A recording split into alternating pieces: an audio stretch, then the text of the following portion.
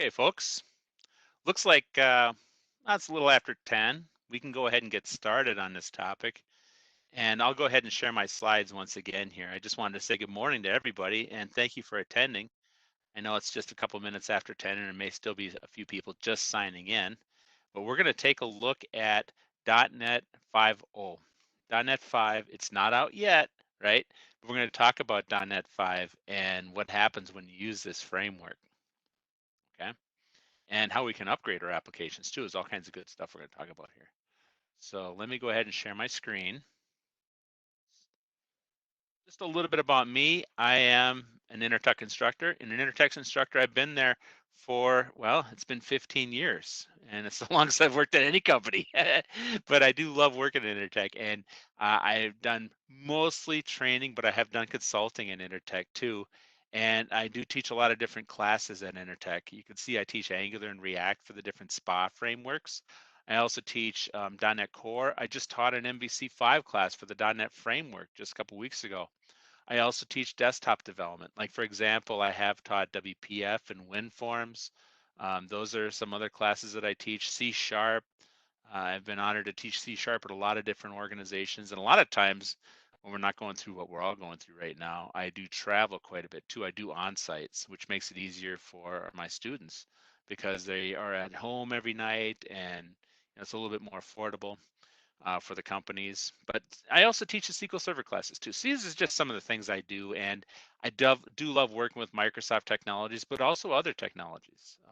Like I mentioned, some of those other classes. You can find blog articles that I've written in the past, and I'm going to be putting out some new ones too, also at the intertech.com/blog link. You can see I have that in the slides here. It loves to fish. Yeah, look at my tiny little northern pike that I caught there. There's a little lake here in Minnesota, north of here a ways.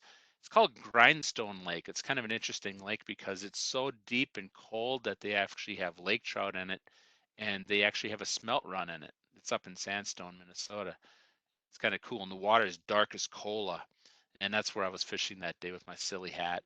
So, anyways, let's make sure that this is a meaningful use of your time, folks. I do appreciate everybody signing in and joining us. And I just want to point out that these slides will be available as well as this recording too. So everything I cover and the slides, and my slides usually have a ton of links. This is just the way I teach because people want to go back and look at the different articles. And more importantly, I want the links to be helpful to you. Some of the things as we go through here are a little bit tough to find. For example, where can you find the project template for working with Blazor? How can I install that? And stuff like that. And I'll give additional links as we go through here. So we've got about 7 different topics we're going to cover here today. And I don't know, we'll see if this takes about an hour, I figure. First up is just going to be a little welcome, and then we'll get into the brief history of .NET. I do want to keep it brief, folks, because if you do look at some of the different papers out there or videos or whatever about .NET 5, sometimes people really expound on the history of .NET. And some of you may already know the full history of it and you don't want to have to go through it again, but I just try to bring in the major pieces here really quick, and I'll talk about that in topic 2. Topic 3, what is .NET 5? We'll discuss that. We'll take a look at how .NET 5 is going to be the all-to-be-all version of .NET that's coming out in November of this year. And it will be the version that we will all use for any type of application that we want to create using C# and .NET. Instead of all these other disparate frameworks, we're going to use just .NET 5. Topic 4 there is about the just-in-time versus ahead-of-time compilation model. And the reason I bring that up is because we're going to be changing the way we create our applications. You know, if you're coming still from the .NET framework, you might be used to just-in-time compilation where it compiles your IL code into machine code in memory. But, and, you know, we've had little hacks. I'll talk about that when we get in there. But there is already ahead-of-time compilation that Xamarin's been using already. And we can use that with WebAssembly.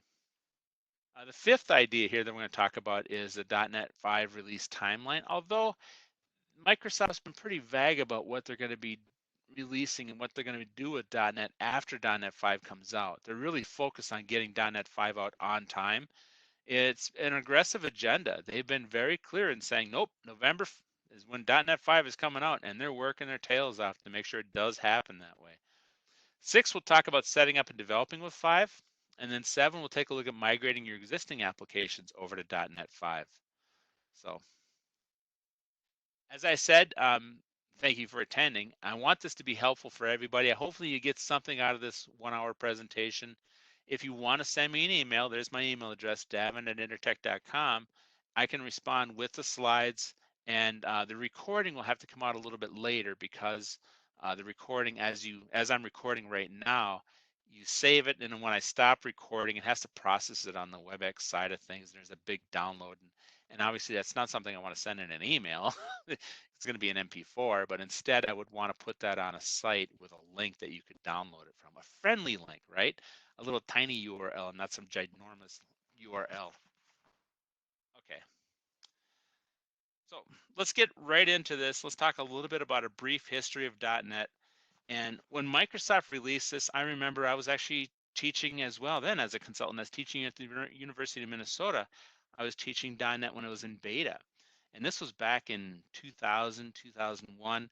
And when Microsoft released it, this was a big change for them because when they released .NET officially, they published the standard for it with a group called ECMA. I got the logo over here on the right side of my slide. See the ECMA group? ECMA used to stand for the European Computer Manufacturers Association. It was made up of people from all the big companies. And this, of course, is these folks would control standards for different, well, different documents, you could say. Microsoft published the standard for C#, that was ECMA 334, and also for the .NET Common Language Infrastructure. Now, there's an acronym that's gone through some changes. Whenever anybody talks about CLI today, they're usually thinking about a command line interface, right? Oh, I got to use that Node CLI or that Angular CLI. Well, back then, when we said CLI, we were always talking about the Common Language Infrastructure, which was used for the .NET framework. But Microsoft published it out there, and by doing that, they actually opened it up so that other people, if you wanted to, you could create your own version of .NET based on those standards. They opened it up. It's quite different than what Microsoft did in the past. Like at the time, back in the 90s, in the 90s, Microsoft wasn't sharing source code to anything. They weren't sharing the source code to Windows. You had to be a very private partner to get access to that. They weren't sharing really the source code of a lot of things. But things started to change around 2000 with .NET, where they actually said, here's the standards for it. And of course, right away, people were like, well, I want to create my own version of .NET. They went ahead and published it here in ECMA. And sure enough, there were a couple that, and I can think of two of them right off the bat, one of them being Mono. Some developers at a small company in San Francisco said, hey, can we get .NET to run on Linux? What a crazy idea, right? Well, it took them 3 years, but with Mono, they did actually create .NET to run on Linux and also on the Mac and even on Unix. And there was another one too called Portable.NET, a .NET GNU they called it. That was another implementation they were working on just because these standards were officially published. By publishing these standards out to ECMA, this is a little bit different than what Sun did with Java. Sun has focused on keeping their standards internal to the company, which of course is not even Sun anymore, right? Now it is actually Oracle. And with that, Oracle controls the standards for .NET, and they continue to control the standards today. And if you try to make your own version of Oracle, you may be dealing with Oracle soon. You may create your own version of Java, I should say. You may be working with Oracle on that. I mean, Microsoft tried to create their own version of Java, and then they tried to change some of the rules. You may have heard of J++ way back in the day. And of course, they got sued over that, and then so they had to basically drop it. And then there's J# that Microsoft dropped. That was just to bring the people over who were using JScript. Anyways, not focus too much on that, but they publish their standards here. And you may have heard of that term ECMA, of course. If you're a web developer, some of you folks might have been working with ECMA 262. ECMA 262, of course, is ECMAScript. That's JavaScript in all the browsers today. And they control the standards for that too. It's kind of interesting too. If you go out to their site, there's really not that many standards documents. Like some of the company, some of these standards institutes, they have a ridiculous number of standards documents. But right here, you can see I went to 335 right through the URL. And if I go to the standards list, they have them categorized based on what they're for. There's an index, and you can see here's all the different types that we have here. it was a different view that I was looking for, but inside of here, just buried amongst all the rest, here's 262, and you can see they have version 10 of ECMAScript, which is kind of funny, folks, because um, with version 10, this is not supported by many of the browsers today. Actually, when we're just hoping to get ECMAScript 6 fully supported, other than perhaps the IE browser for JavaScript. Anyways, they're releasing a new version of this every year now. Version 11 for ECMAScript to be coming out this year. Every year they have a new version of ECMAScript now, and the browsers are not keeping up at all. Okay. Microsoft, I got to point this out. Oh, by the way, you can find the generics registration too. When .NET 2.0 introduced generics, Java had it as well, but that's actually been submitted to ECMA as well. Anyways, I've always noticed that Microsoft has struggled with the different versions, like for how they version their software. I mean, you look at the versions of Windows, like 1.0, 2.0, 3, and I know there's some .1s in there, folks. But then they jumped to 95 for the year, 98, 98 second edition, Millennial Edition, XP, 2000, Vista.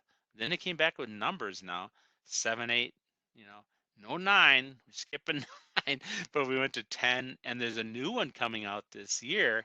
Is going to be a 10x. And it's kind of leading me to my next topic here about, for example, notice I always tell my students this, but Microsoft's got a love affair with the letter X. And if you haven't noticed it already, they just use the letter X everywhere. I got a few examples there. Heck, even the new Xbox that's coming out here this year, that one that looks like a standing up cinder block, it's a black Xbox, is like Xbox 10X. It's going to have another X in its name. The versions of .NET, though, they've gone through some interesting versioning too, like 1.0, 1.1, 2.0. These first three versions were whole versions of the .NET framework.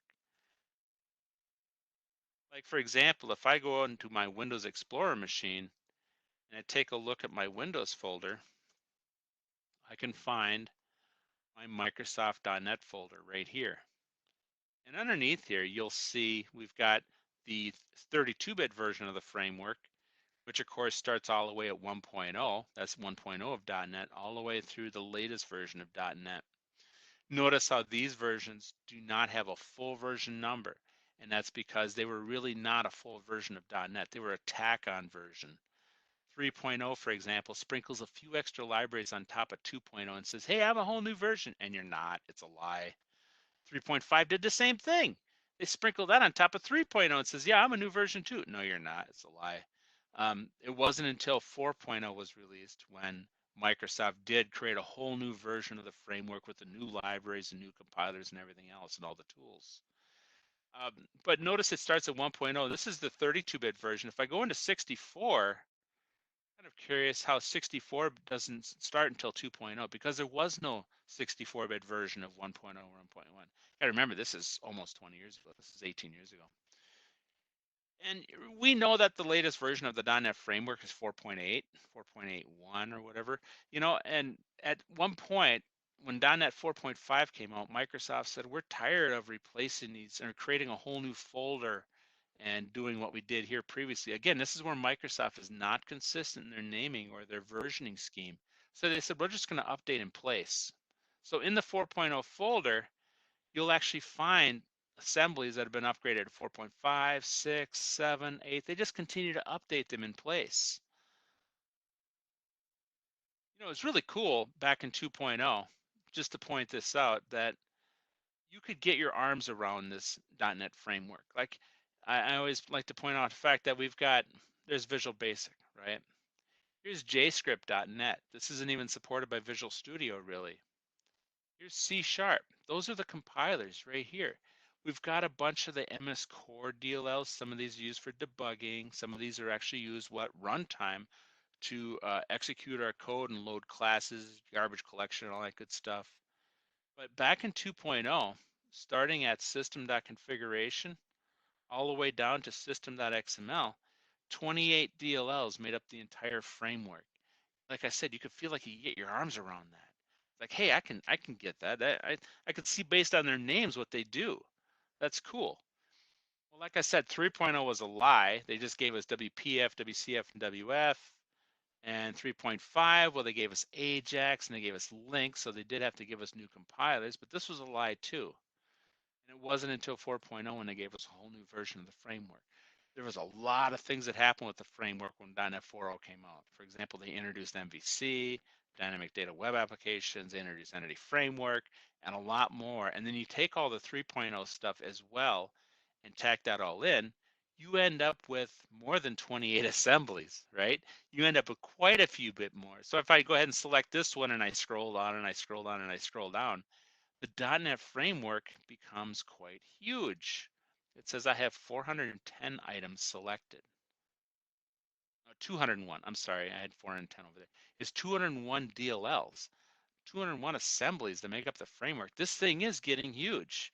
And this is another reason why .NET Core came about, because the team said this thing is getting so big and clunky, and at the same time they use the word fragile, where when they wanted to add a new feature, it would break 5 other features in different assemblies.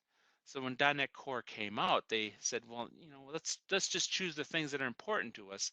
Maybe we'll leave some of the ones back here in the older version. There we go. So with all the different versions of .NET Framework that have come about, it's just gotten bigger and bigger and bigger over time. And of course, with the .NET Framework, it really did keep us locked in on the Windows operating system. The only way you could get it to work on other operating systems, like if you got a Linux box, hey, maybe you got Linux up on Azure and you want to run your .NET application, maybe you're using Docker, then you had to use Mono. You had to use Mono, which was the open source version of .NET that Microsoft had been sharing the source code to, and you would have to use that implementation on your platform, or maybe running it on an Apple.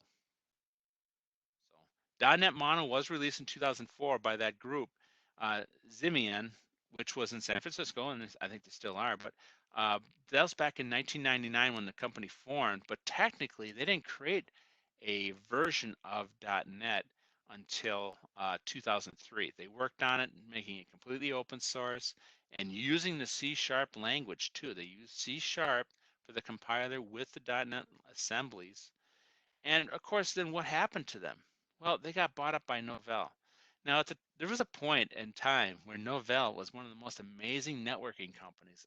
They had their own operating system that was super stable. Like you could have a Novell server running for years and it would never crash. If you had plenty of power coming to it, it was just a very stable operating system. Anyways, I don't know.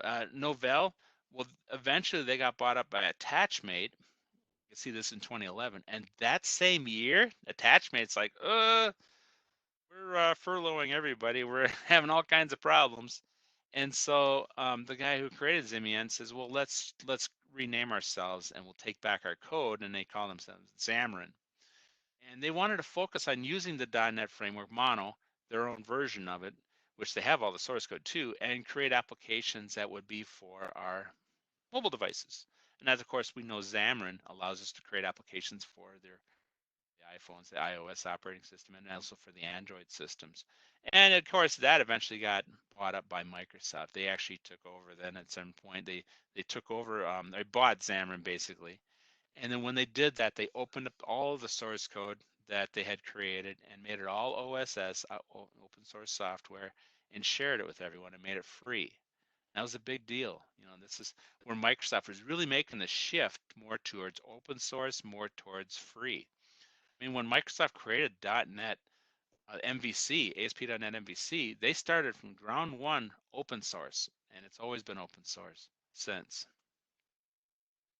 .NET Standard was actually a way of defining a common API that would work for all these different APIs that were being developed, such as if you're working in the .NET framework, if you're working on Core, if you're working in Mono, or the Universal Windows applications, or Xamarin or Unity. They wanted to define a common set of libraries so your application could become portable.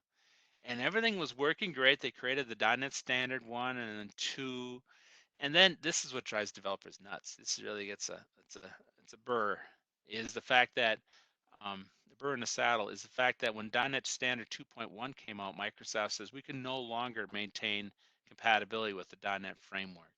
So 2.0 was the last version of the .NET standard that was compatible with the .NET framework. And they said, well, we have to break compatibility with .NET framework. Everything else will still be compatible, but not the .NET framework. And so with 2.1, a lot of developers are upset about that. And even as a teacher, I know when I go teach different classes, this is something they bring up. This is where Microsoft really broke something here when they announced this. And they have the announcement here in the docs here, but they talk a little bit about how in 2.1 they're just simply just walking away from the compatibility. So they're saying, well, if you want to do this with .NET Framework, you'll just have to stick with 2.0 and not go to 2.1.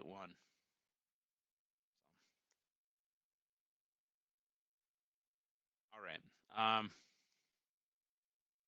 If you want, you can also learn more about this in the docs. If you take a look at the documentation, you can learn more about the .NET standard, all these different APIs. There is talk about .NET standard actually going away when officially .NET 5 comes out, because with .NET 5, we are going to take all of these APIs and put them underneath the .NET 5 umbrella. So there is only going to be one common set of libraries. And you'll write your code once and it'll work with all of these platforms. And they brought in what they thought they needed to bring in from .NET Framework and from most of these other libraries. But there may be a few things out there that didn't import into .NET 5, and they're just going to have to leave it like that. And either in the future, choose to add that to .NET 5, or just if you really wanted to use that certain API or that certain set of libraries that wasn't brought over, you'll just have to stick with that older version. Xamarin 2016, of course, with 2016 plus, this was for creating the mobile devices. This really didn't take off for the mobile devices until 2016.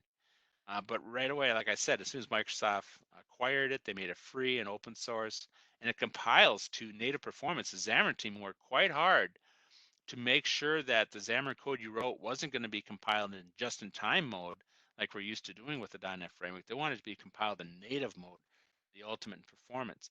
And this is something that Microsoft is working on right now with .NET 5. They would like to take advantage of that with some of the different frameworks. They actually do that when you're working with Blazor. That's actually native compiled for higher performance. .NET Core 1, 2, and 3. 3.1 was the last version that was released so far, but this is a limited framework. I always thought of it as limited compared to the .NET framework because .NET framework's got the 210 libraries, 208 libraries, but the .NET Core had, and initially when it came out, there was a limited number of project types you could create, but it did allow it to run on 3 different operating systems, the Linux, the Mac, and on Windows. Initially, all we could create were web applications and console applications. We could also use Entity Framework Core, which was a complete rewrite of the Entity Framework. Great API, but it only supported code first. If you were an Entity Framework developer working with an EDMX, an EDMX file with an entity relational designer, seeing the physical view of it, seeing all of that, that's stuck on Entity Framework 6, and that's not supported by Core. But anyways, with that, it only included a few different APIs, and they've continued to update it.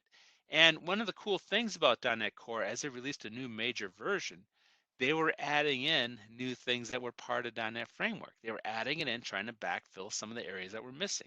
One of the most exciting things that I think is cool about .NET Core 3 is they added in WinForms and WPF for desktop development. Now, some developers might assume, well, I just don't need that, right? We have client applications or desktop apps we're creating as web apps. Maybe you're using a SPA framework like React or Angular, and there's nothing wrong with it. Those are great APIs. Meanwhile, in the background, you could have services created with Web API and so forth. That's cool.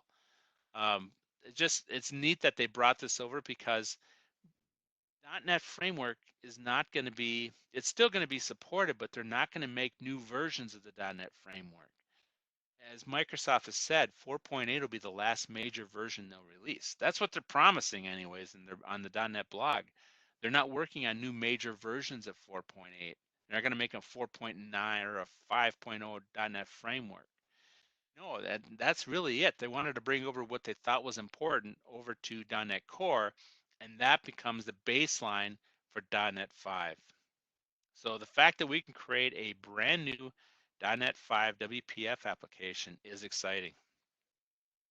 And here it says they're done porting too.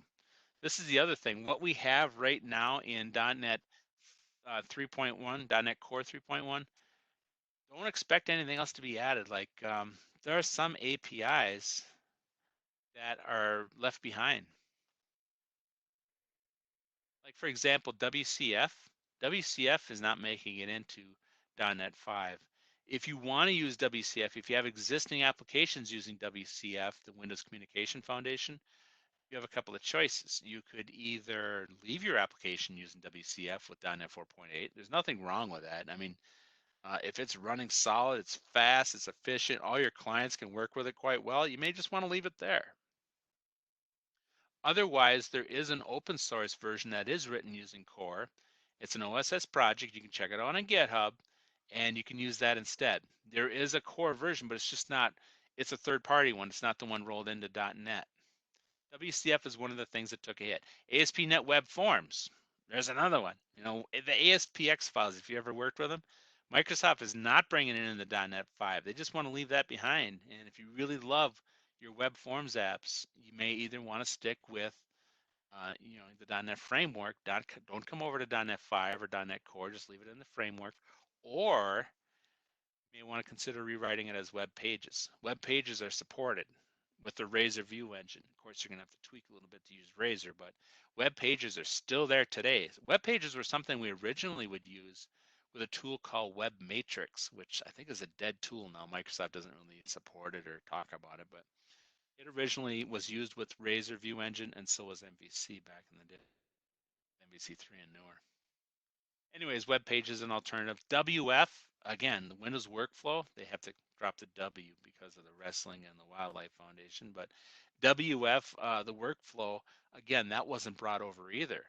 And so because that wasn't brought over, there is an open source solution called Core WF that you can check out. You can easily Google these. I didn't include the links for those two, but if you Google them, you can find these projects and you can use them. And they are active. They're being updated. Of course, I do mention some of the other things that were left behind, parts of entity framework like database first, model first. We do have support for code first, but keep in mind, as I said this before, it was a complete rewrite of entity framework. When they created entity framework 1, they completely rewrote it from scratch. They didn't want to bring anything from entity framework 6 over because that was getting very large and slow. So they rewrote it from scratch. So parts of it aren't supported. And you know, there may be some other miscellaneous parts of the .NET framework that you're not seeing there that they might add in with .NET 6 or .NET 7, or maybe they'll never add it. That's up to them. Oh, by the way, for WCF, also consider a couple other project templates here. Web API, which is very popular today and works wonderfully if you're using React or an Angular or one of these other SPA frameworks because it works with either like if you want to work with XML, but more importantly, JSON type of data, you can do that with Web API. Or the remote procedure called gRPC is another API that you can check out as part of Core. Now I totally blew past a slide here. I just went right past this beautiful color image that you've probably seen already. I guarantee you guys have seen this. You folks have seen this because this is the one that Microsoft always shows off, and anybody else talks about .NET, they're going to put up this graphic. But it's a good graphic because it shows all the different pieces that are being brought together, all together as .NET 5. Like for example, on the left side, the Universal Windows projects, Windows Forms, WPF for desktop applications. Those are all in .NET Core, which are becoming the .NET 5. We've got ASP.NET, but don't plan on seeing any web forms, right? Instead, we will see web pages and more importantly, more of the MVC model, which is pretty awesome in .NET Core. Cloud, of course, we can create our solutions and publish them out on Azure. And Microsoft, of course, is investing heavily in putting a lot of energy into Azure. It's pretty incredible how much they are focusing on Azure. Now, mobile applications, we can use Xamarin for that. And now this is all because Microsoft has taken on Xamarin. They're not just giving it away for free, and we can use that as an alternative framework.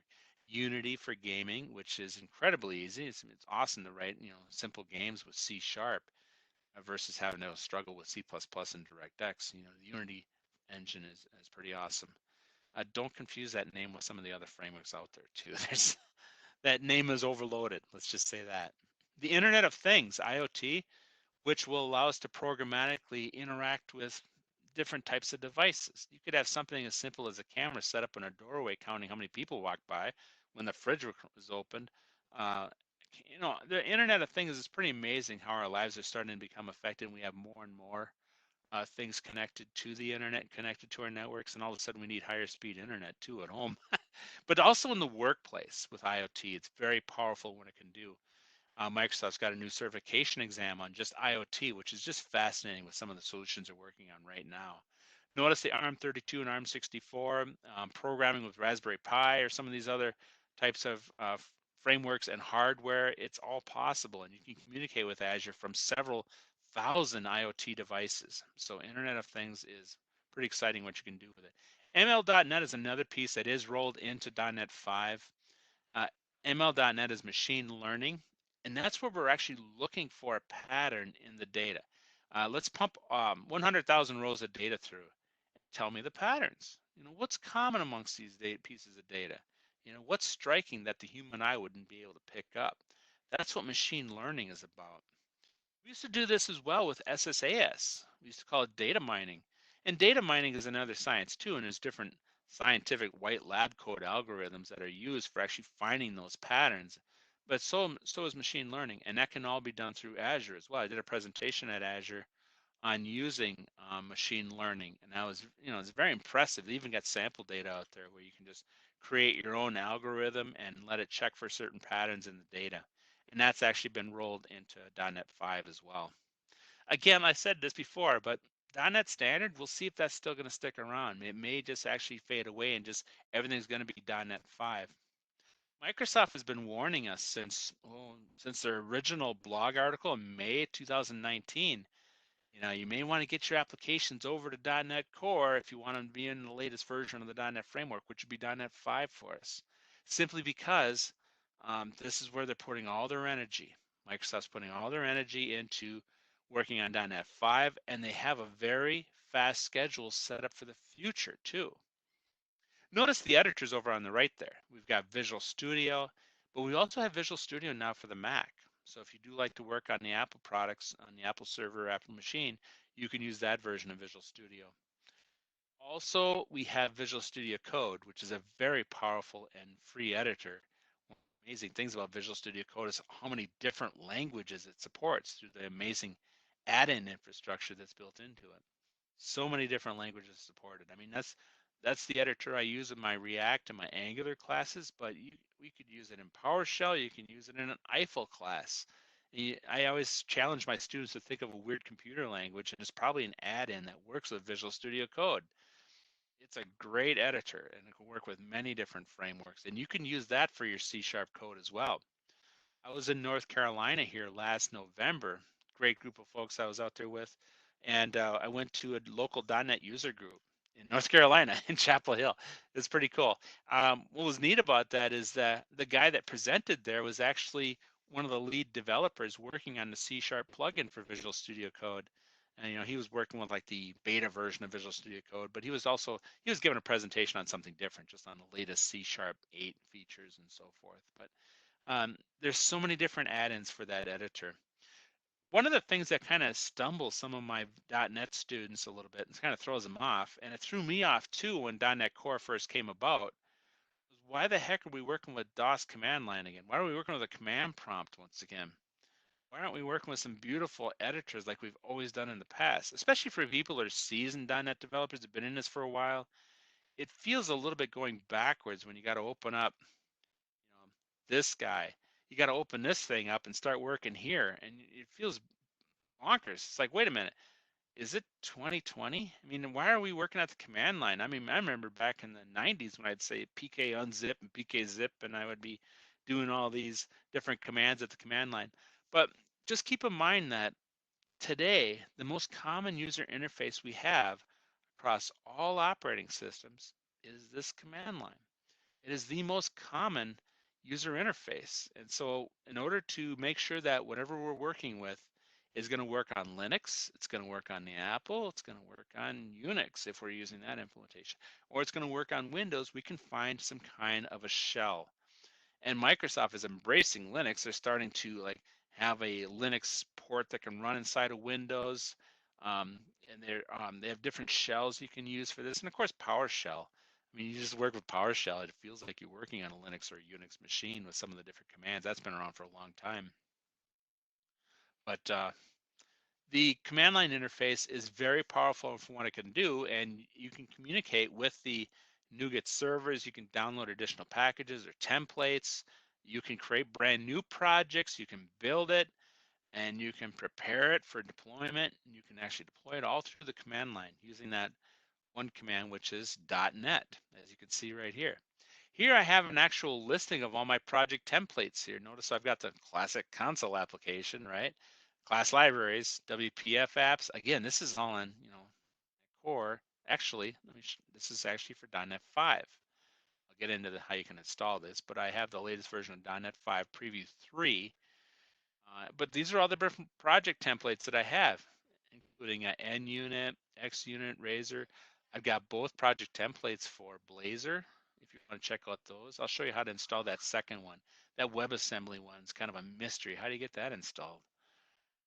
And also some of the other types of applications that we have here. So .NET 5 is what I call the gathering, but it's also the culmination, meaning that this is going to be the be-all, the end-all version of .NET going forward. This is why we need to embrace it fairly soon. I mean, it's not out yet, right?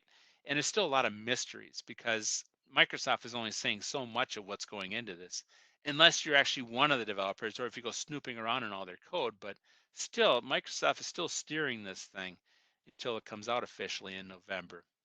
I mentioned some of these frameworks that are all going to be put into one single framework, and that's going to be .NET. So Core, Xamarin, and some of the APIs for .NET framework are actually brought into .NET Core. Then there's Monody, Unity, ML.NET, and more. All of those are brought into underneath the umbrella of .NET 5. And yeah, they do have that date of November 2020.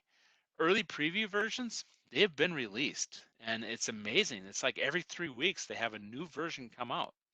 The latest one was Preview 3, but hey, I bet you this month here in May, Preview 4 is going to be out. So they do release it quite often. I mentioned some of this stuff that's already been left behind, but look at this. .NET Framework will be the last major version. When you go to look at this article, which is the one true source for anything going on with .NET, it's the official .NET blog. It's kind of amazing. This is the official one that came out in May, where they're saying that we're not really going to be working on .NET anymore. .NET Framework, this is it, the last major version. Now remember, this will never die. The previous technology we ever had before .NET was something called COM, and thank goodness we don't have to work with COM objects. If you do have to, that's fine, they're still there. Here we are on Windows 10, the new Windows 10X coming out this year, and it will still support COM objects, right? Which have to be registered into the registry and add ref and release and all that stuff. Well, .NET will still be supported for years and years to come because it's been around for 18 years. Microsoft can't just say, well, forget it, we're not doing that anymore. It's going to be around for a long time.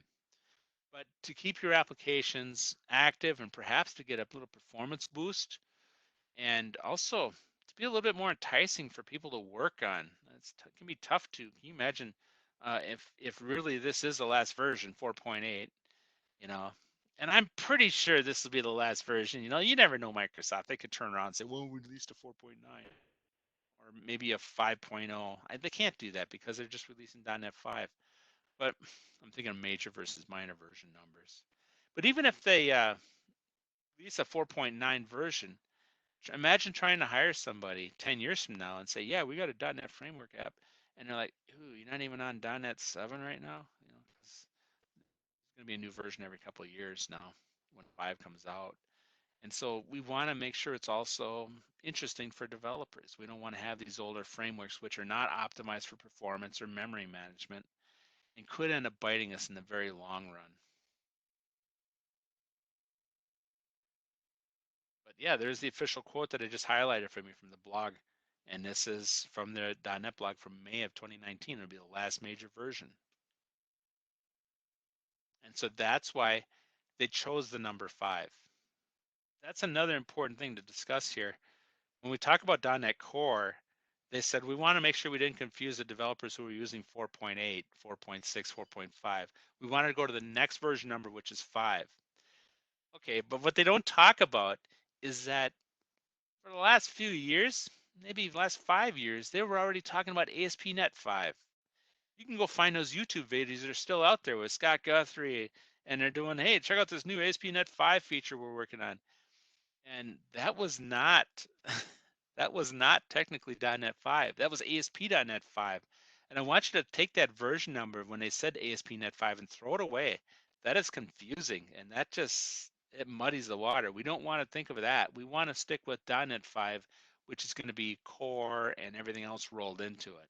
So I think they had jumped the gun a little bit when they said ASP.NET 5, and instead this is completely different. This ASP.NET 5, what they meant back then was actually .NET Core or ASP.NET Core, really 2 or 3 at the time they were saying that. That can be a little bit confusing. That's where I did see them throwing the number 5 out there quite a few times. And I'm not even going to bring up Entity Framework 5. That's still .NET Framework stuff. So is Entity Framework 6. And those versions of Entity Framework, Entity Framework 5 and 6, 6 was the last version for .NET Framework. They're still doing new builds on it, and they're making new releases. If you were to go to, go check out our favorite nougat.org website, and you do a search on like Entity Framework, which I suppose I even have to search. It should just be here. Entity Framework Core. Yeah, that's all the Entity Framework Core stuff, but Entity Framework 6 is this is the latest version 5.0 preview. Yeah, they have version 6 and they're continuing to work on it. Granted, they're putting a lot more effort into the core versions, but Entity Framework 6 is still out here today. I guess right here. So this is 6.4, was released 5 months ago. So it was just updated here 5 months ago, and this was 6 months ago for 6.0 preview. So you can see how they're continuing to work on Entity Framework 6. These, of course, there's dependencies for that. It's all .NET Framework stuff, right? So when we created applications with C# and for the .NET Framework, when you ran it the first time, after it was completely compiled, when you run it the first time, you double click on an exe on any .NET application, the very first thing that Windows would do was it would peek inside of that portable executable file, that little PE file, and say, hey, who's supposed to actually execute you?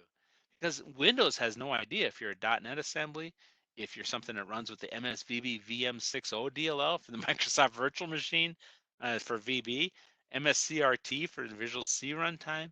It didn't know, but it would just look inside and say, who's supposed to execute you? And of course, they would trigger it to say .NET is running me. .NET would say, okay, I got this. And .NET would say, all right, we're going to load up these classes. And as we're loading these classes and these functions, we're going to be loading them from the assembly or from other assemblies that we have references to.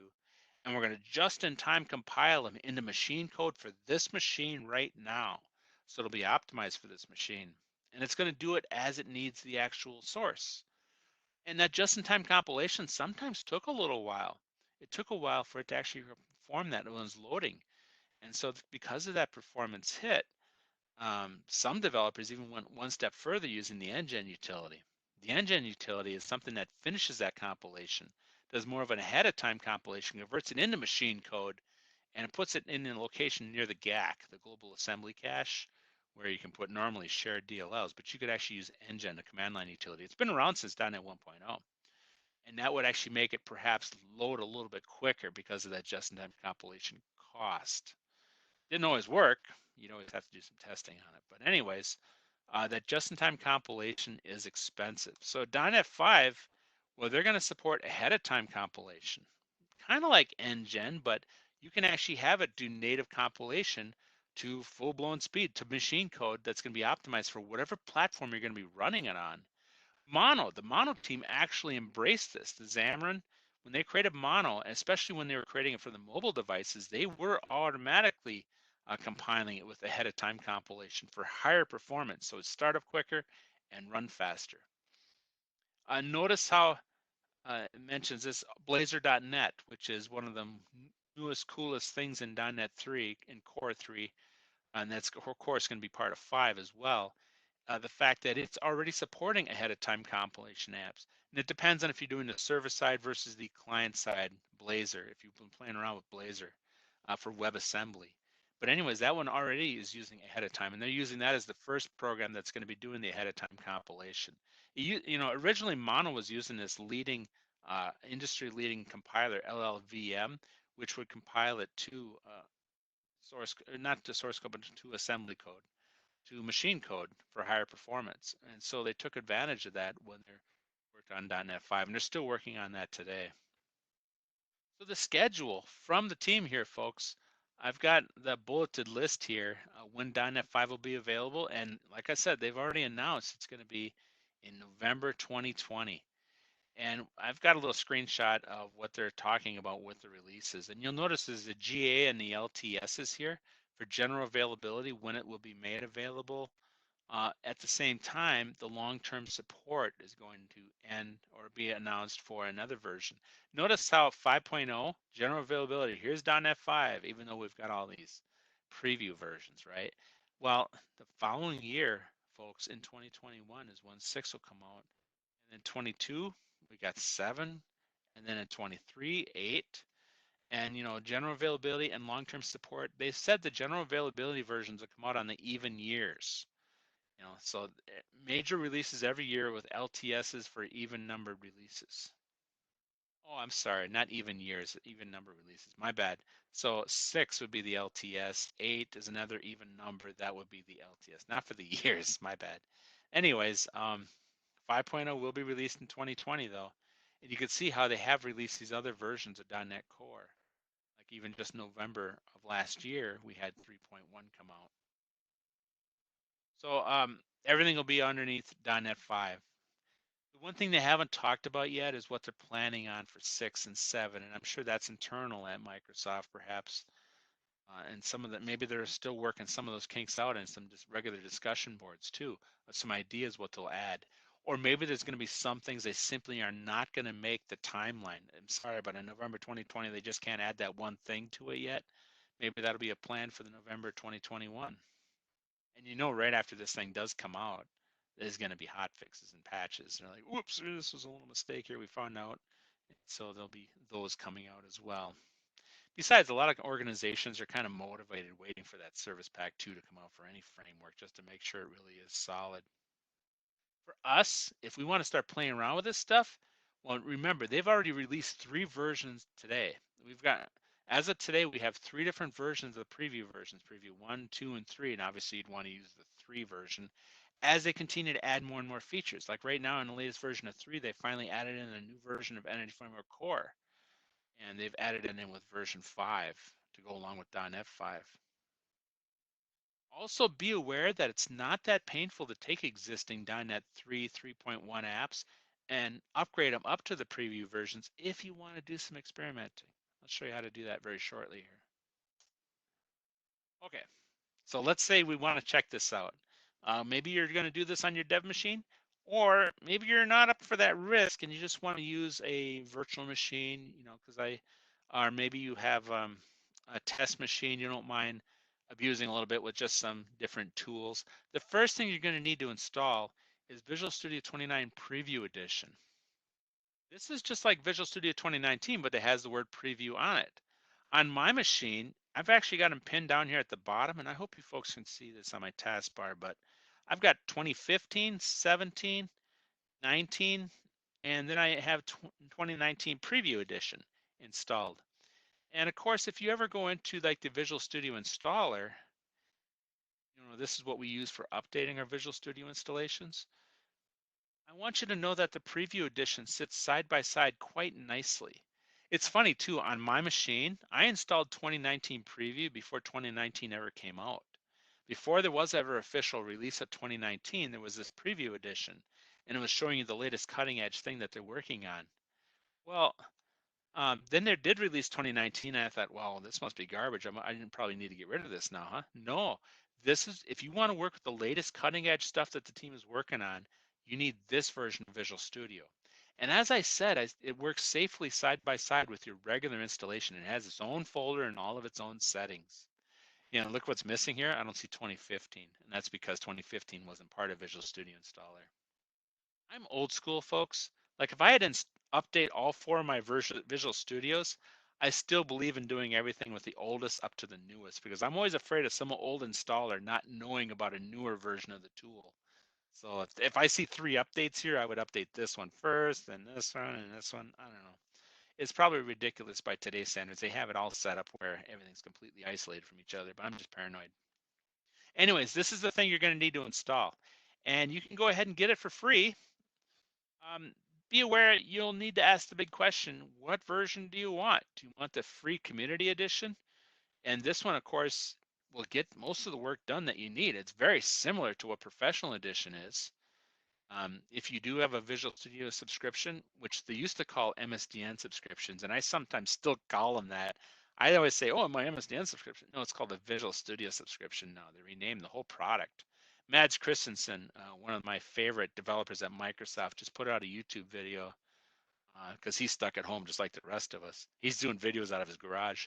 Anyways, he was interviewing the woman at Microsoft who was responsible for the Visual Studio subscription program and how they renamed it, and a lot of people don't even realize it. Anyways, you can get the professional edition, or if you are always working with enterprise edition, you can install that version as well. And these all install nicely side by side with your regular Visual Studio 2019 if you already have that installed. You'll need to get this installed first.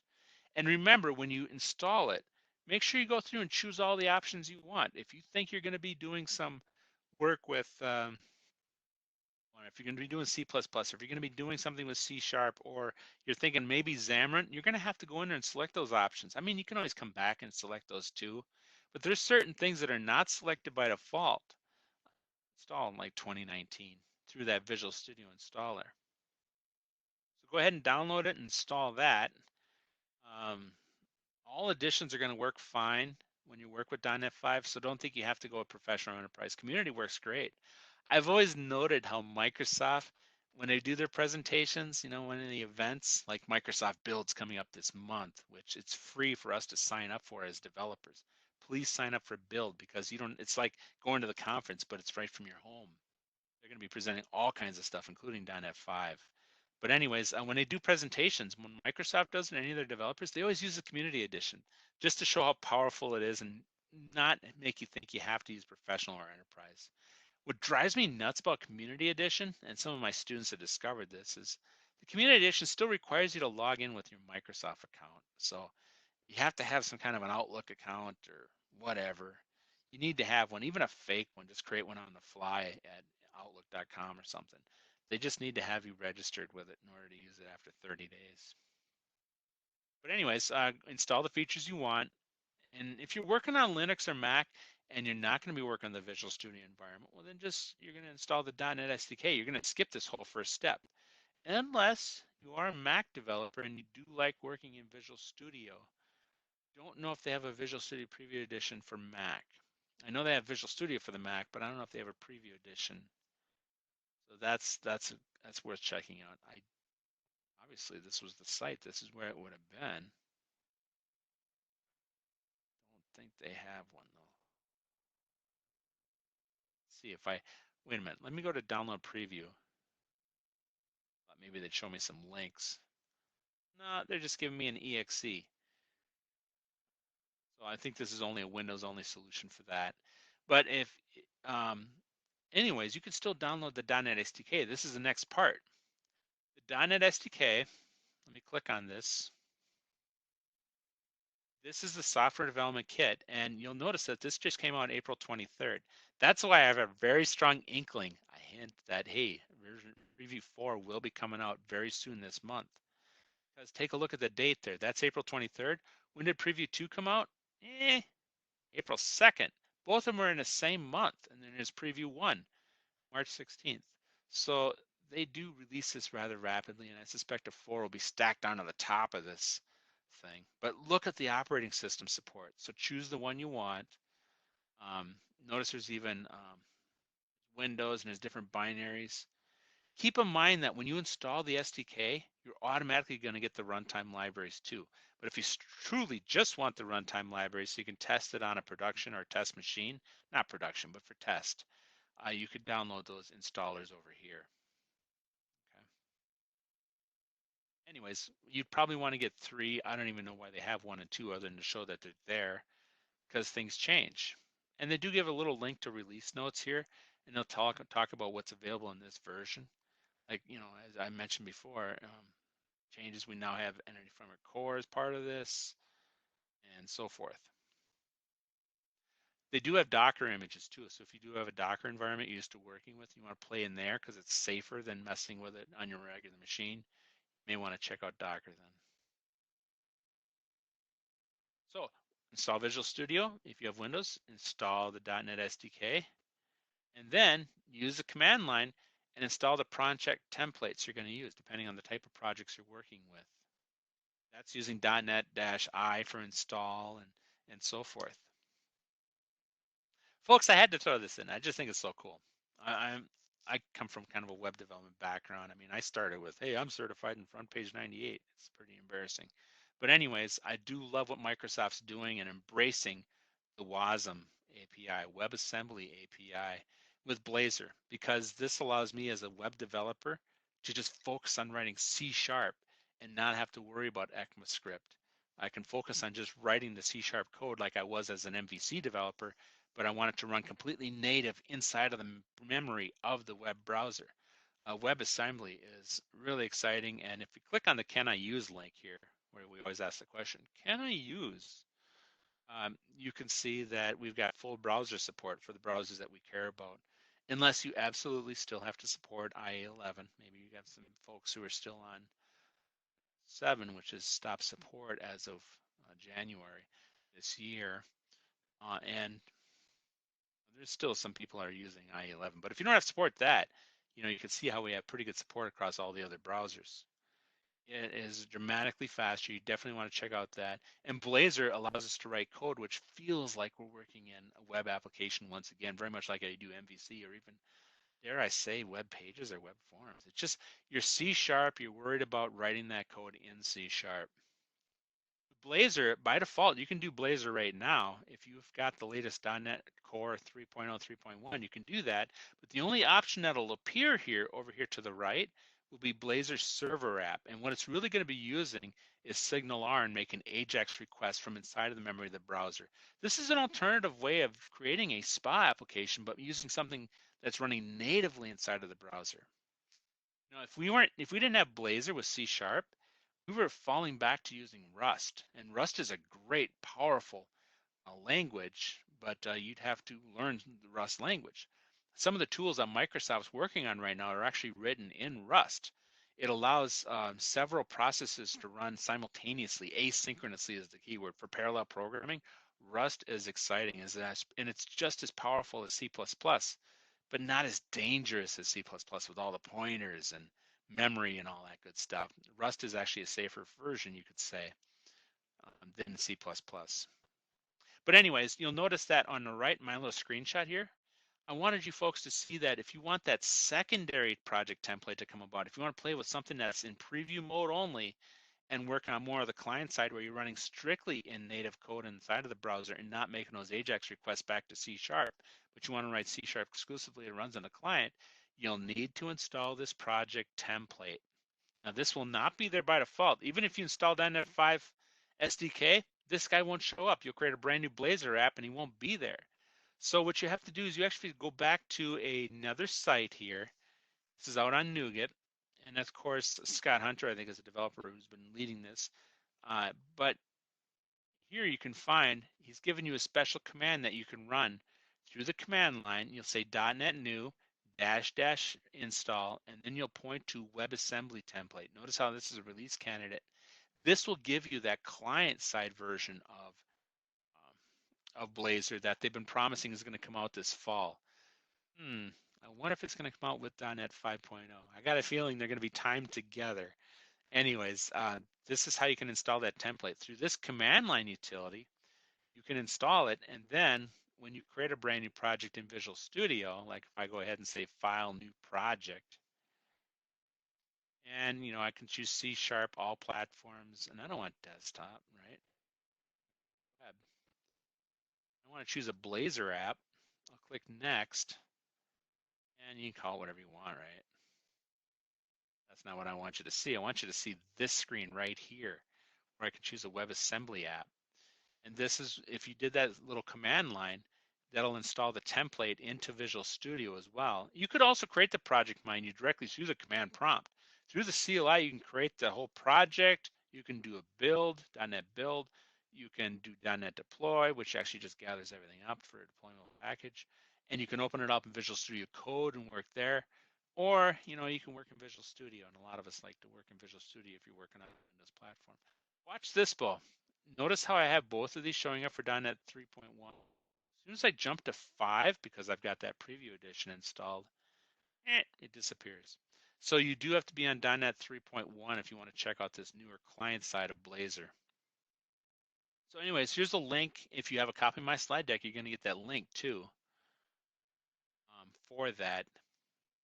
And of course, this will change in the future when they have it ready for .NET 5. Then it'll be available in .NET 5. That could happen with one of these new preview editions too, as they're being released. Remember, checking out Blazor, it's the newest, excitingest thing that they've come out with for the web applications. You can just go to blazor.net and this will open up this site.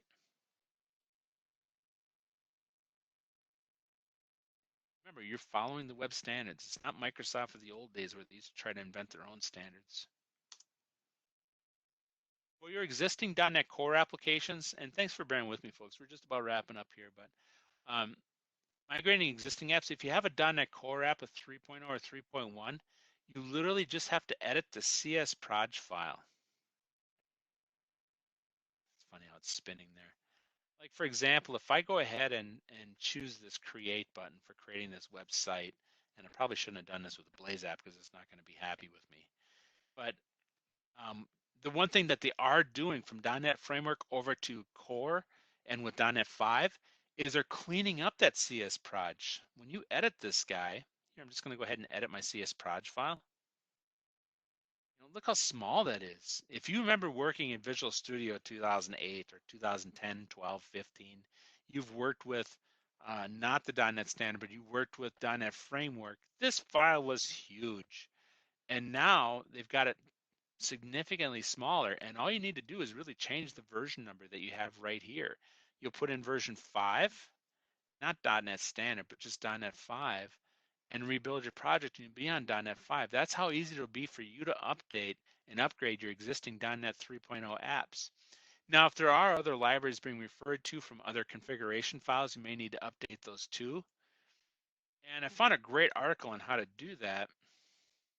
Right here, Steve Gordon, he's a MVP, Microsoft guy, and he's in the UK. He's got this great little article. And I must caution you, this is for preview 1 of the .NET 5, but this article, he talks about how he has 3 projects in his solution, and he upgrades each one of them one at a time to the new .NET 5. And he was upgrading them to preview 1. But all he was really doing was editing. I scroll down far enough here, folks.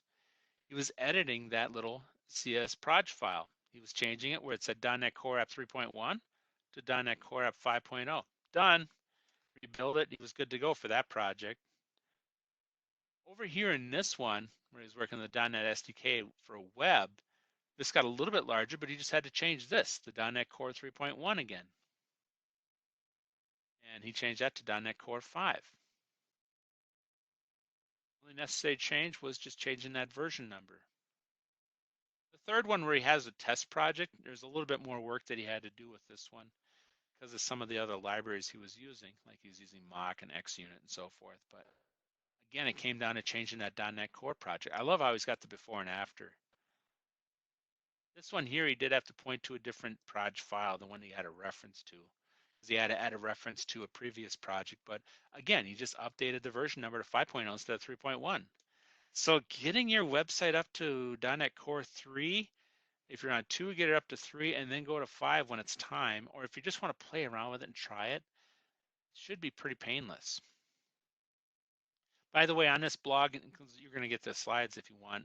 He's got a video here where he actually demonstrates all of this too.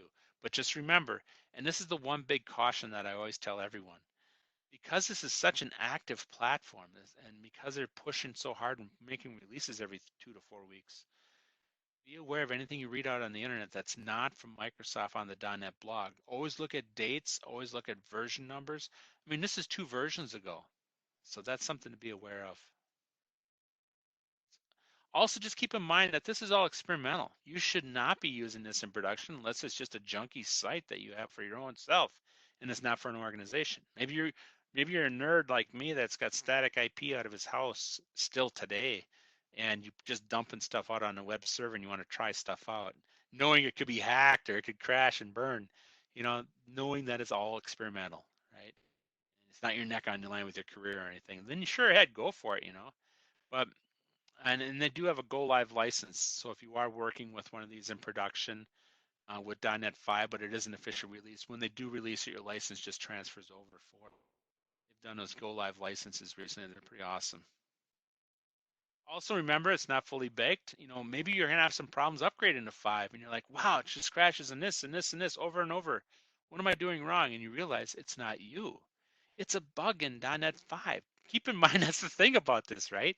Because it could be your code is rock solid, but they screwed up bringing it over. So then please report the bug. It's interesting to snoop around on the .NET website. They've really taken several libraries and frameworks and combined them into a small number of frameworks. And you can go snooping through all the source code. You can see all the developers there, and you can have access to contact any of them, depending on what they're working on. So the website, normally I'd have a bunch of books listed here, folks. Instead, I just have one website. Check out the .NET blog and see what they're going to say next. And it's interesting, even their latest blog articles will still refer back to that May article when they announced .NET 5 in 2019. It's still the best source to find out what's happening with .NET 5, other than if you go look at the GitHub sites and read the articles there too. I remember this slide deck does have a lot of different links inside of it, and you can take a look at those. If you request the slides, you can just send me an email and I'll reply back with the slides. The other thing, the final thing I really wanted to state about this .NET framework, this should be a boring upgrade. If they're really good and they're successful with .NET 5 when it comes out, it should be painless as possible. And we almost want it to be a boring upgrade. We don't want it to be the upgrade of, oh, I got these 37 changes, these 37 different types of changes I need to make to my site. That's a fail. It should be a boring upgrade. It should be a, hey, I just changed a number and it worked. And it's much faster now. It's using less memory now. That's a total success story. And I think that's what Microsoft is really trying for. They want it to be as painless as possible. Like I mentioned before, when they went from .NET Standard 2 to 2.1, that was the big hiccup. That was the big hang up they had when they were kind of poo-pooing the .NET framework. But since then, if you got over that hurdle, that should be the only real pain point that you have. If you're still on, that's fantastic. Thank you very much. I hope this has been helpful. And I'm honored that you guys signed in. I hope all you folks have signed in. If you are interested in any of the training classes that I do teach, I can do virtual training right from here. And folks, when we do virtual training, we have special virtual machines that you can work on in your labs, depending on what class you take. And I can see your virtual machine, so I can help you if you have any typos or any errors. And you have access to that virtual machine for 6 months. So if you want to go through your labs over and over, and if you want to contact me about anything, I am an employee of Intertech, and there's my email address right here at the bottom. And once again, I think .NET 5 is going to be exciting. I do love the .NET framework. I do love working with C#, but look at all the cool things they're adding into C# as well. And look at WebAssembly. If you're doing any web development, that's just on fire. That's just fun. So thank you very much, folks. And like I said, send me an email. I'll reply back immediately here today with the slides, and then we'll make sure that we can get those the recording of this back to anybody who's interested in the recording. All right. Have a great day, folks.